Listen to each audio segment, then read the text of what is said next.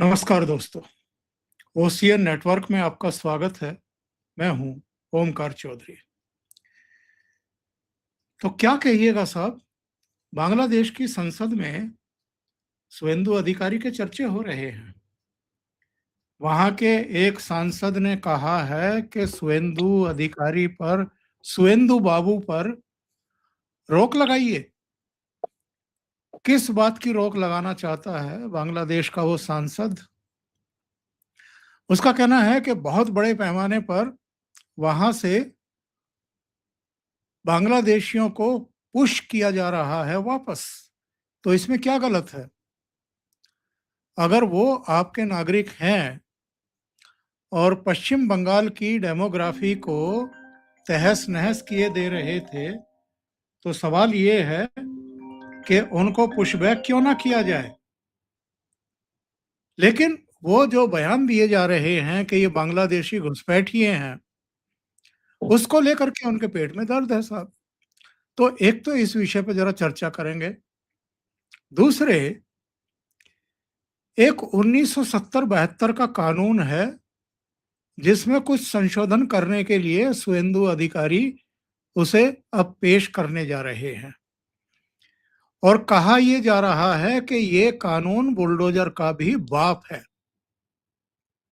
इसमें ऐसे ऐसे प्रावधान किए गए हैं कि अगर आपने कोई कानून विरुद्ध काम कर दिया, धरने प्रदर्शन इस तरह के काम करते हुए, एक तो बिना परमिशन के आप धरने प्रदर्शन और ये सड़क जाम नहीं कर सकते।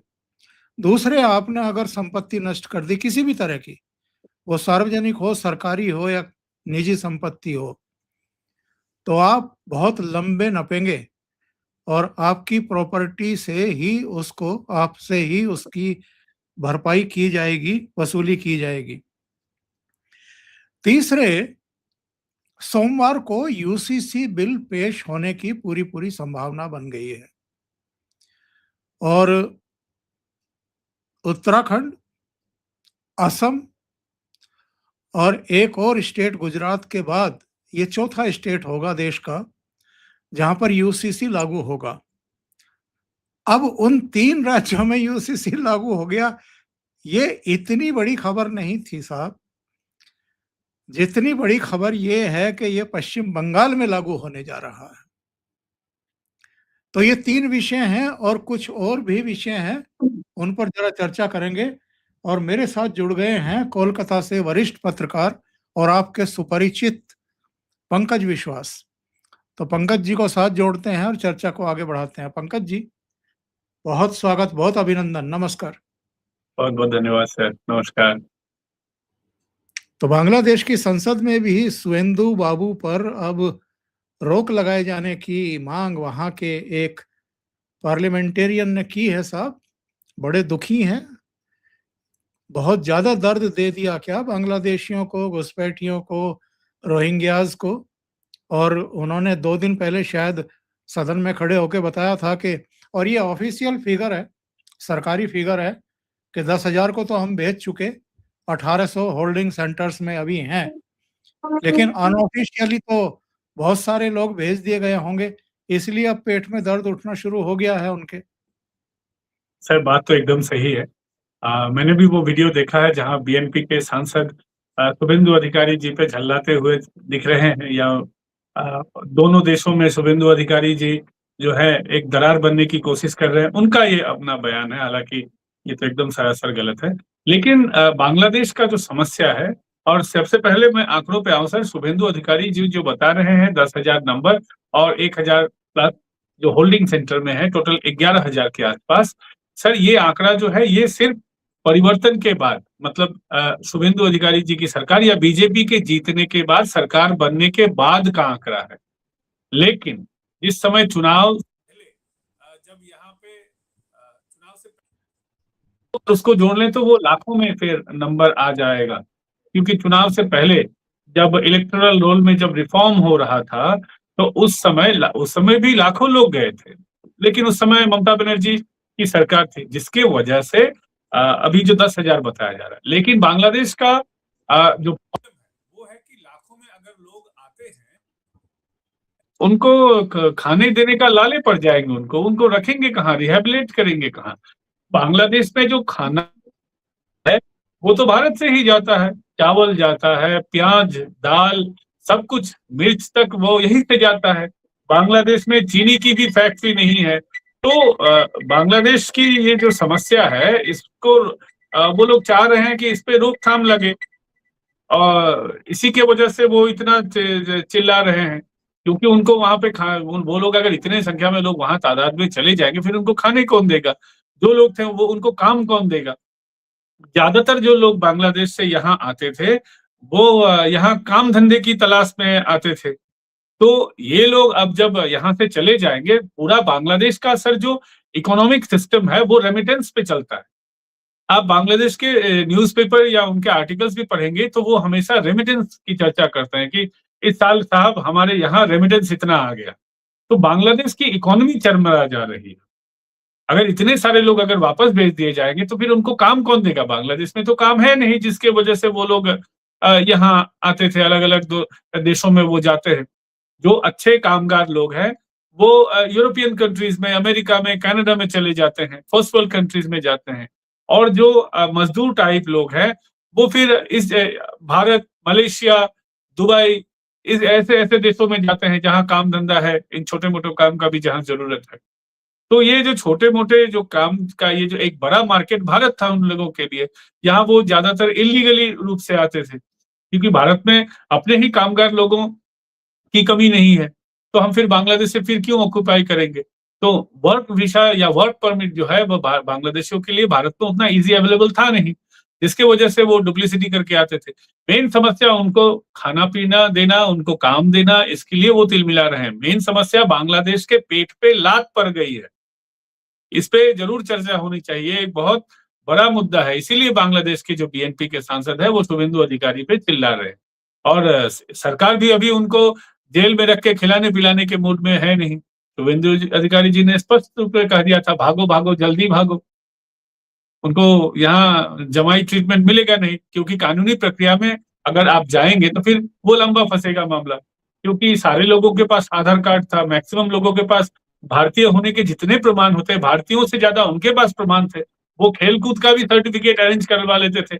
50 साल पहले हमने उस खेल में भाग लिया था, उसमें ये मिला था, हमने वहां इसमें भाग लिया था। वो इतना एक एक बांग्लादेशी के साथ सर वो किलो किलो डॉक्यूमेंट मिलता है। हम लोगों के पास 10, 12, 15 डॉक्यूमेंट होगा, एक पढ़ाई लिखाई का और बाद बाकी जितना Aadhaar card, voter card, PAN card. उनके पास खेल कूद का भी डॉक्यूमेंट होता है, उनके पास फलाना जगह हमने वहां गए थे, हमने उसको चिट्ठी लिखी थी, हमारे ऊपर केस हुआ था, ये वो एक मतलब उनके पास दर्जनों एक्स्ट्रा डॉक्यूमेंट रहते। तो उनको फिर कोर्ट में प्रमाण करना कि एक्चुअल दे आर बांग्लादेशी को बड़ा मुश्किल हो जाता है, क्योंकि इकोसिस्टम उनके साथ खड़ा हो जाता है।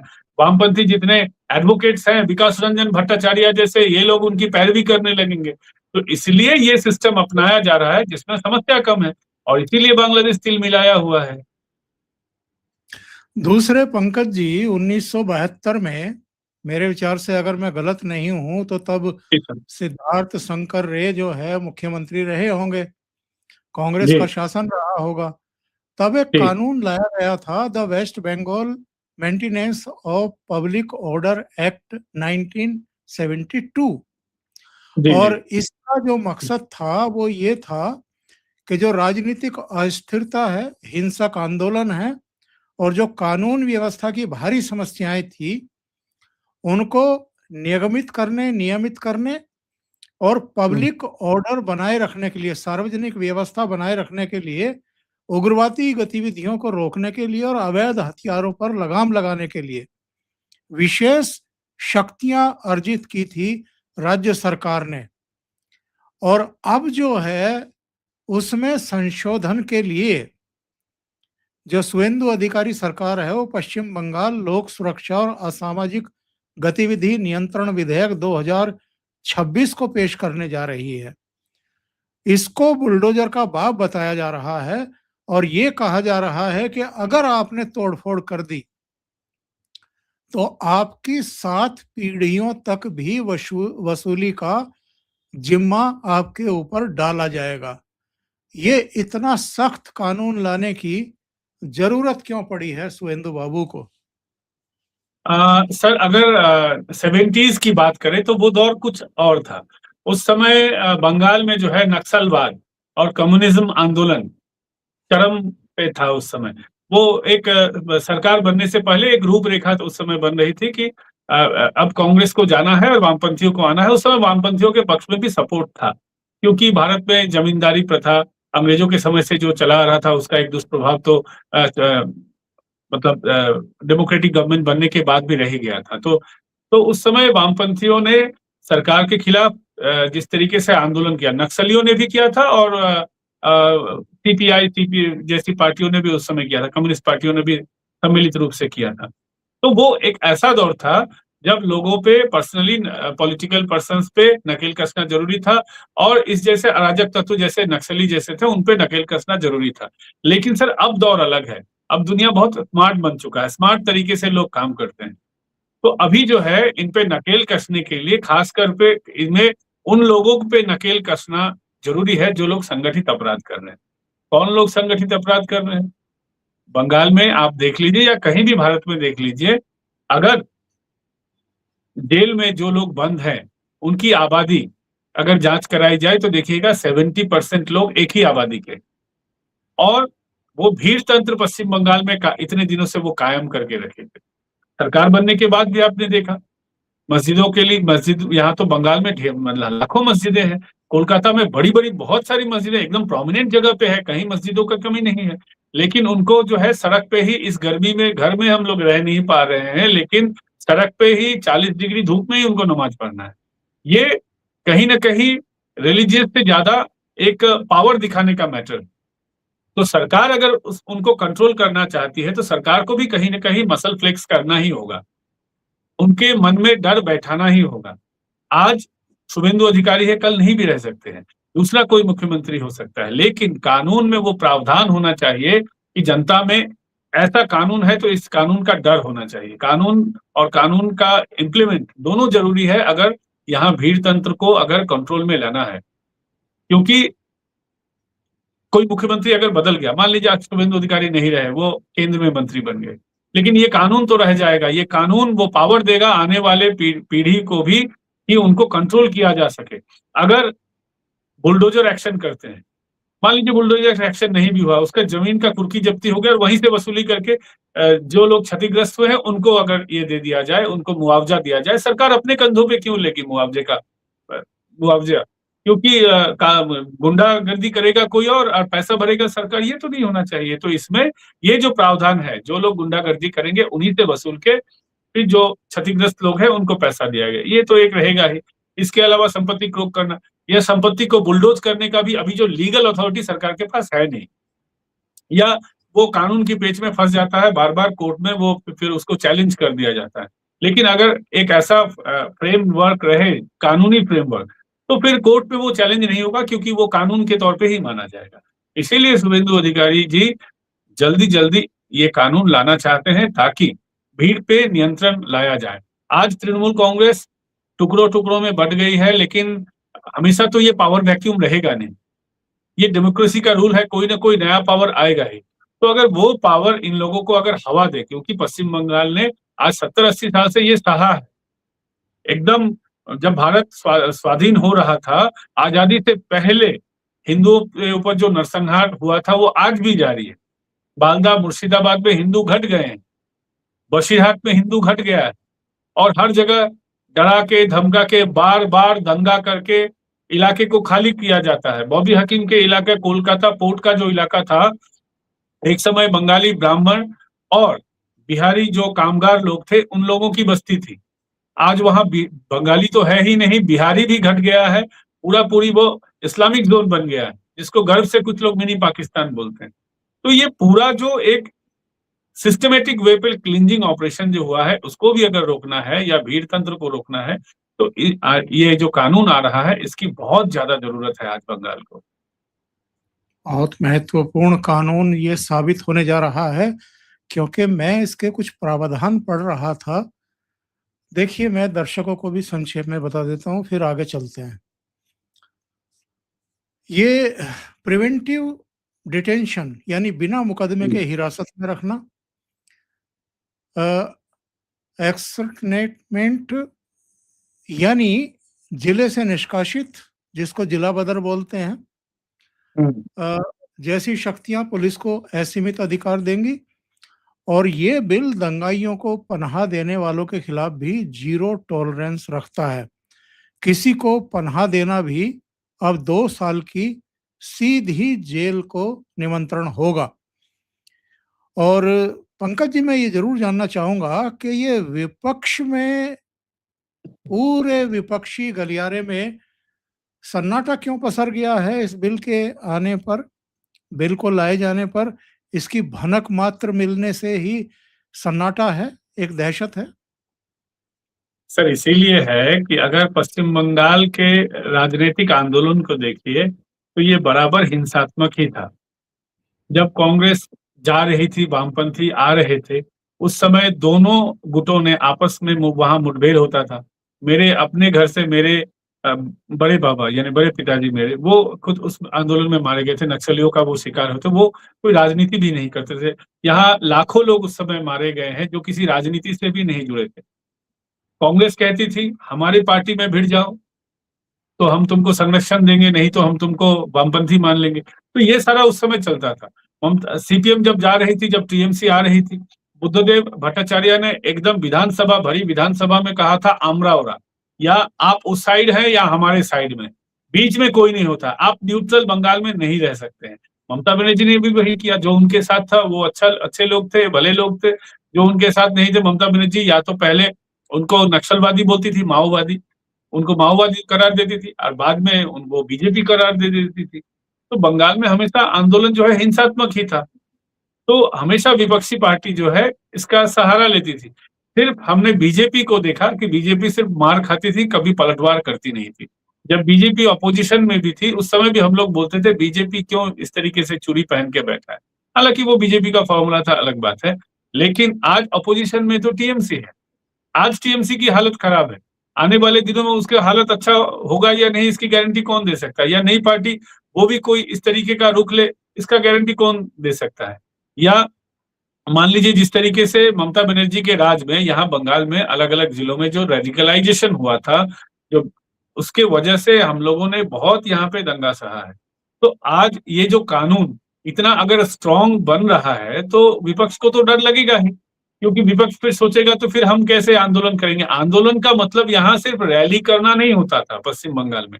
आंदोलन का मतलब यहाँ बस फूक देना। सर आपको पता ही होगा, 10 पैसा यहाँ ट्राम जो यहाँ पे चलता था कोलकाता में, 10 पैसा बढ़ा दिया गया था तो ट्राम फूक दिया गया था। 2 रुपए अगर रेल का जो भाड़ा जो है उसको बढ़ा दिया जाता था तो सीपीएम के टाइम में रेल जला दिया जाता था, बस जला दिया। यहाँ इसी तरीके का आंदोलन होता था। तो जितनी भी पार्टीज है, सिर्फ बीजेपी को छोड़कर, बीजेपी को तो यहाँ पे पश्चिम बंगाल में 10-15 साल ही हुआ है वो पावर में है या अपोजिशन के तौर पे उभर के आया है। तो बाद बाकी जितनी भी पार्टियां हैं, कांग्रेस हो गई, वामपंथी हो गई, टीएमसी हो गई, इनको वो हिंसा ही, इनको विपक्ष मतलब हिंसा का ही सहारा दिखता है। तो ये हिंसा का सहारा अगर छिन जाएगा तो विपक्ष के लिए तो मतलब राजनीति यहाँ पश्चिम बंगाल में बहुत कम बच जाएगा उनके माइंडसेट के हिसाब से।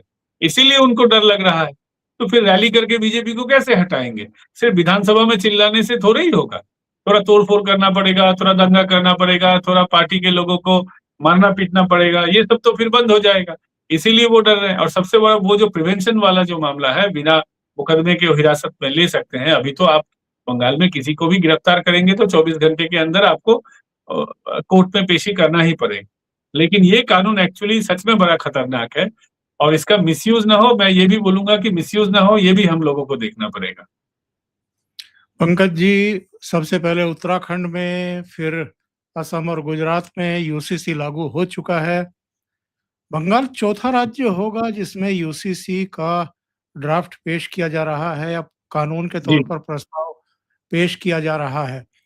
ये कितना बड़ा स्टेप आप मानते हैं? क्योंकि बंगाल में ऐसे ऐसे काम शुभेंदु अधिकारी कर रहे हैं, लोग बाहर आश्चर्य के साथ देख रहे हैं। इतने कम समय में इतने बड़े बड़े स्टेप। सर इसी को कहते हैं मौके पे चौका। अभी मौका है, अच्छा समय है। अभी जितना काम जितना स्मूथली होगा वो अच्छा रहेगा। ये तो नियम है कि धीरे धीरे सरकार का जितना समय बीतेगा, ये तो सच है कि सरकार 100% जनता जनता का जो डिमांड है कभी खत्म नहीं होगा, होना भी नहीं चाहिए। तो अभी जो है हनीमून पीरियड है, अच्छा समय है। अभी जो जितना भी इम्पोर्टेंट काम है या कानून बनाने का हो या जिस सरकारी जितने भी इम्पोर्टेंट काम है, उनको जितना जल्दी कर लेंगे, उतना अच्छा रहेगा। बाद में तो फिर अपोजिशन होगा, अभी तो जनता का 100% सपोर्ट है। जब जनता जितना चाहती है अगर उतना नहीं हो, क्योंकि हो नहीं पाएगा। जनता तो चाहेगी हम घर बैठे रहे, हमको पैसा मिलता रहे, काम भी नहीं करना पड़े। सरकारी हमको सब सब चाहते हैं सरकारी नौकरी, वो तो हो नहीं पाएगा। लेकिन जो भी है अभी अच्छा समय है, इसलिए वो एकदम मौके पे चौका मार रहे हैं, ताकि आने वाले समय में जो डेवलपमेंट वर्क है उस पे फोकस कर सके। अभी जो सुधार है वो कानूनी सुधार, चाहे जितना भी काम हो रहा है उसमें ज्यादातर कानूनी सुधार की ही काम हो रहा है। तो ये कानूनी सुधार का काम जो है अभी जल्द हो जाएगा, तो फिर बंगाल में तो ममता बनर्जी के पिछले 10 साल में तो कुछ काम हुआ ही नहीं 2016 के बाद। 2011 से 2016 में ममता बनर्जी ने कॉस्मेटिक डेवलपमेंट का काम किया था, सड़कें बनी थी, बिजली का काम हुआ था। पश्चिम बंगाल में तो सीपीएम के राज में हर जगह बिजली भी नहीं था। ममता बनर्जी ने पहले 5 साल में सच में कुछ न कुछ काम तो जरूर किया था। लेकिन बाद में वो पूरी तरीके से वो शिफ्ट हो गई, पैसा दो, वोट खरीदो। सिर्फ वोट खरीदने में वो व्यस्त हो गई, जिसकी वजह से सारा काम ठप हो गया। आज अगर कलकत्ता में आएंगे तो बिहार से खराब सड़क आपको कलकत्ता में मिलेगा। यहाँ से अब बहुत अच्छा एटमॉस्फेयर तो उड़ीसा में है। यहाँ स्कूलों की हालत देखेंगे तो आप रो पड़ेंगे। यहाँ स्कूल वीरान पड़े, सरकारी स्कूल में तो लोग भेजना ही नहीं चाहते हैं। इस तरीके का स्थिति है यहाँ बंगाल में, पूरे बंगाल में, सिर्फ कलकत्ता या मेट्रोपॉलिटन सिटीज या सिटी की बात में, मैं गाँव की भी बात बोल रहा हूँ।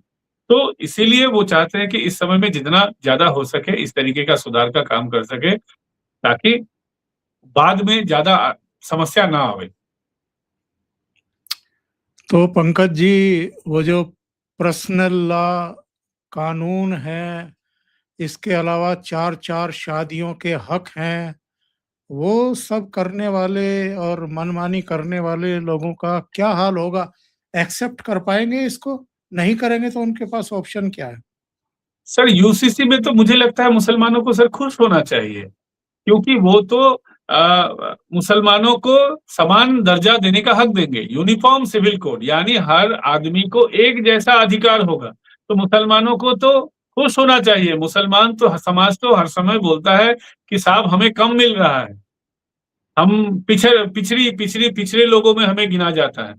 ओबीसी, तो ओबीसी में ममता बनर्जी ने भी उन लोगों को इंक्लूड किया था पिछड़ी जाति के तौर पर। तो मुसलमान हमेशा खुद को पिछड़ी जाति मानता था। तो मुसलमान को समान अधिकार, बराबरी का हक दिया जा रहा है, तो उनको तो खुश होना चाहिए। लेकिन समस्या कुछ और है। समस्या ये है कि वो पेनल जो कोड है उसमें वो धर्मीय कानून को नहीं चाहते हैं। उनका जो शरिया लॉ है वो स्पेशल लॉ चाहते हैं हर समय। वो बराबरी नहीं, वो स्पेशल चाहते हैं, वो ज्यादा चाहते हैं। समस्या इस जगह पे, माइंडसेट इस जगह पे यहाँ समस्या है। हाँ ये है कि अब हिंदू मैरिज एक्ट में एक शादी है, तो उनके मैरिज एक्ट में तो ज्यादा शादी का वो इस इतने दिनों तक प्रावधान था। हाँ जरूर वो छिनेगा, लेकिन उनको भी समझना चाहिए देश तो कानून से चलता है। वो खुद संविधान की बात करते हैं, कानून की बात करते हैं। तो संविधान और कानून उनको बराबरी का भी हक दे रहा है। तो 4 शादी करने से फायदा क्या है, एक ही शादी कीजिए। बंगाल में तो मुसलमान का जमीन अगर कोई हिंदू लेता है तो उसमें बहुत ज्यादा समस्या है, लेकिन हिंदू की जमीन अगर कोई मुसलमान लेता है तो कोई समस्या नहीं। तो ये जो पेच लगा हुआ है, कानूनी पेच, तो ये कानूनी पेच इससे तो खत्म होगा। लोगों को खुश होना चाहिए कि हमें बराबरी का दर्जा मिला है, यूनिफॉर्म दर्जा मिला है। हाँ ये सही है कि जो लोग फतवा जारी करते हैं, जो लोग चार शादी करने को, इस्लाम में तो सर इजाजत, फर्ज और सुन्नत इसका कैटेगरी है। वो इजाजत को सुन्नत और फर्ज में तोल लेते हैं। समस्या इस जगह पे आ जाता है। इस्लाम में भी 4 शादी सुन्नत नहीं है, वो इजाजत है।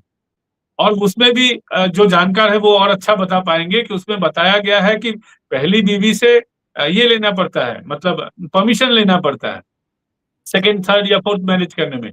उसमें भी है बीवी अगर रोगग्रस्त हो जाए या बीवी को बच्चे ना हो, ये सब क्राइटेरिया है। लेकिन वो क्राइटेरिया को ताक पे रख के इजाजत को फर्ज सुन्नत बना लेते हैं। समस्या इस जगह पे है। तो ये तो उनके रिलीजन की बात हो गई, लेकिन देश तो किसी धर्म के हिसाब से चलेगा नहीं, क्योंकि वही बताते हैं कि ये देश सेक्युलर है। सबके लिए है, तो सबको समान हक मिलना चाहिए। उनको तो राजी बिल्कुल, खुशी इसको मान लेना चाहिए। सही कह रहे हैं। अच्छा, ये ममता जी ने ऐलान किया है कि 21 जुलाई को शहीद दिवस मनाएँगी, ये क्या है मसला? और वो कह रही हैं कि भले ही मेरे कार्यक्रम में 5 लोग आएँ पर मैं मनाऊँगी ज़रूर। तो ये इतनी डरी हुई क्यों हैं कि अब लोग नहीं आएँगे इनके कार्यक्रम में? 5 भी आए तो भी मनाएँगी? सर, सबसे पहला समस्या ये है कि ममता बनर्जी ने खुद कानून लाया था थ्रू पुलिस। कानून नहीं कहेंगे, पुलिस ने एक फरमान जारी किया था ममता बनर्जी के दौर में कि पूरा कलकत्ता उस समय जो 144 हुआ करता था, पूरा कलकत्ता 144 रहेगा। कहीं भी इम्पोर्टेंट प्लेस में आवाजाही में लोग बाधा किसी पॉलिटिकल कार्यक्रम की दुहाई देकर या किसी भी पब्लिक गैदरिंग्स की दुहाई देकर आवाजाही को बाधित नहीं किया जा सकता है। तो ममता बनर्जी के राज में ममता बनर्जी के लिए स्पेशल परमिशन होता था, बाकी विरोधियों के लिए नहीं होता था। सबसे ज्यादा बीजेपी के लिए रोड़े अटकाए जाते थे। वामपंथियों को भी मिलता था परमिशन और सबसे ज्यादा मिलता था इस्लामिक रेडिकल जितने भी ऑर्गेनाइजेशन थे उनको तो ज्यादा करके मिलता था। तो ममता बनर्जी का ही ये कानून था, शुभेंदु जी ने उसको एक्सटेंड किया है। तो ममता बनर्जी को अब वो क्यों खफा है? क्योंकि वो तो एकदम आवाजाही का जो केंद्र स्थल है धर्मतला में, वहीं पे वो करती थी रोड में। इतना बड़ा कोलकाता में मैदान पड़ा हुआ है, कोलकाता मैदान, ब्रिगेड पैरेड ग्राउंड जिसको कहते हैं, जहाँ सारा बड़ा-बड़ा प्रोग्राम होता है। ममता बनर्जी वहां नहीं करती हैं। रोड ब्लॉक करके टीपू सुल्तान मस्जिद के सामने वो उनका भाषण देती थी 21 जुलाई को। और सबसे बड़ी बात है, ये प्रोग्राम जो था, ये कांग्रेस का था। कांग्रेस के लोग शहीद हुए थे। ममता बनर्जी कांग्रेस की लीडर उस समय हुआ करती थी। तो ममता बनर्जी ने उसी प्रोग्राम को बाद में हाईजैक कर लिया और शहीद दिवस उसको नाम दिया जाता था, लेकिन वो डांस प्रोग्राम बन गया था। पूरा बांग्ला फिल्म इंडस्ट्री को वहां पे लाके वहां एक्ट्रेस एक्टर एक्ट्रेस लोगों को नाचना गाना ये सब, वो एक्चुअली टॉलीवुड इंडस्ट्री का एक जलसा बन के रह गया था। ममता बनर्जी को अभी डर इसलिए है, पहला बात है परमिशन का। पुलिस परमिशन देगी या नहीं, नहीं देने का ही चांस ज्यादा है, क्योंकि वो बीच सड़क के भी में अभी तो वो प्रोग्राम करने में मना ही है। रेड रोड अलग जगह है, लेकिन heart of the city Dharmatala में अगर प्रोग्राम करते हैं तो पूरा कोलकाता जाम हो जाएगा। ममता बनर्जी 15 साल से यही कर रही थी, परमिशन का इशू बन जाएगा। दूसरा है जो सबसे बड़ा जो अभी गुट है वो ममता के साथ में है नहीं। ममता बनर्जी तो अब टीएमसी कालीघाट बनकर रह गई है। क्षेत्रीय तो हाँ, छोड़ दीजिए, पूरी कलकत्ता की भी पार्टी नहीं है, कलकत्ता में एक वार्ड की पार्टी बनकर रह गई है, इतनी छोटी है। इसलिए ममता बनर्जी बोल रही है 5 लोग, 250, 200, 300 लोग आ सकते हैं, 1000, 2000 आएंगे, ज्यादातर लोग तो आएंगे नहीं। क्योंकि 15 साल में ममता बनर्जी लीकर, डीम भाग मतलब खाना पीना, पैसा, यही सब देके लोगों को बुलाती थी। पुलिस का एक डर रहता था, सबसे बड़ा टीएमसी के कैडर लोगों का डर रहता था। वरना जो कामगार लोग थे उनको उठा के वो जबरन ले जाते थे, रिक्शा पुलर को, टोटो वाले को, कोई भी खोमचे वाले को, या कोई बिजनेसमैन है उन छोटे छोटे बिजनेसमैन को डरा धमका के ले जाते थे। तो अब तो वो रहेगा नहीं, इसलिए अपोजिशन की पार्टी है, 250, 200, 300 लोग आ सकते हैं, 5 नहीं, 250, 300, 500, 1000 तक हम पकड़ के चलते हैं। तो ममता बनर्जी करेंगी, पहले परमिशन तो मिले वहां मंच बनाने का, कहीं गिरफ्तार न हो जाए जबरदस्ती करने के चक्कर में वो। पंकज जी बहुत-बहुत धन्यवाद। आपसे बात करके मज़ा आता है और दर्शकों को भी आनंद आता है। उनके जो कमेंट होते हैं वो बताते हैं कि और बहुत सारे लोगों ने ये आग्रह भी आपसे किया है कि आप हिंदी चैनल क्यों नहीं बनाते? आपकी हिंदी इतनी सर, हिंदी अच्छी है। चैनल मैंने बनाया था, उसके बाद सर मैंने बताया भी कि स्टूडियो का रेनोवेट करना था, स्टूडियो रेनोवेट हो गया, लेकिन उसके बाद एक फैमिली फंक्शन मेरा, तो आपको पता ही होगा मेरा जन्म बिहार में हुआ था, तो वहाँ एक फैमिली फंक्शन मेरा था, मेरे एंसेस्ट्रल गांव जो है वहाँ पे, तो वहाँ मुझे जाना पड़ा। मैं परसों ही आया, अभी तक पूरी तरीके से सेटल भी नहीं हुआ हूँ। मेरा पूरा घर रेनोवेट हुआ था, क्योंकि 15 साल में यहाँ रह पाएंगे या नहीं, वो वही बहुत बड़ा प्रॉब्लम था। सरकार अगर नहीं आती तो भारत पे रहना ही मुश्किल होता, कहीं किसी और कंट्री में फिर जाना पड़ता, तो सारा काम ठप पड़ा था 15 साल से। तो सारा वो काम हुआ है अभी, वो मोटे तौर पे हो गया है पूरी तरीके से। 1-2 दिन में जरूर ये मैं शुरू कर दूंगा पूरी तरीके से, हिंदी वाला जो है पॉलिटिकल चलिए, डेली हिंदी। दर्शकों के लिए एक ये खुशखबरी है।